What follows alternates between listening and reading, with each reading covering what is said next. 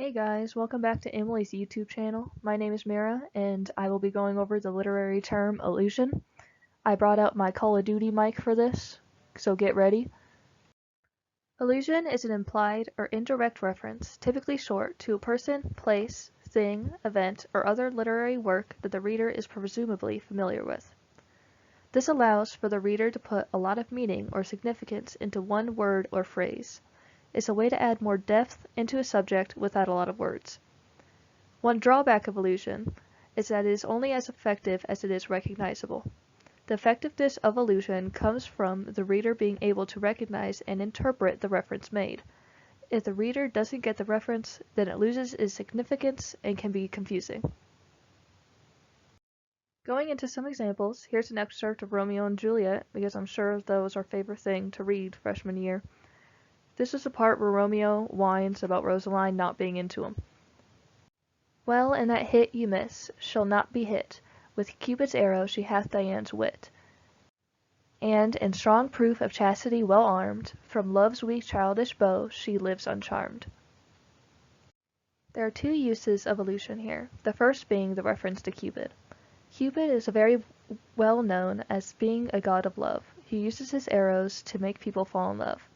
The reference is used to emphasize Rosaline's determination to chastity, as her will is so strong even a god can't get through. The second use of allusion is a little more obscure in present times, but back when this was written it would have been more well known. Romeo compares Rosaline to the Roman goddess Diana, the goddess of hunt and chastity. She's more commonly known as Artemis today. Drawing this comparison gives more depth to Rosaline's character and her refusal to marry. The next example is in a poem written by Robert Frost. Then leaf subsides to leaf, so Eden sank to grief, so dawn goes down today, nothing gold can stay. The second line alludes to the Garden of Eden, a story that most people, even if you're not religious, have a rough understanding of. Adam and Eve were banished from the Garden of Eden after they ate apples they were told not to. Eden was considered to be paradise, and after they were kicked out, they struggled to survive in the real world. Mentioning Eden and the story that goes along with it helps to further the idea that good things never last, just like how Adam and Eve couldn't stay in Eden forever. The best way I could think of remembering allusion is all understand. The basic premise of allusion is that an understanding of the subject the writer is alluding to will deepen the meaning of the text.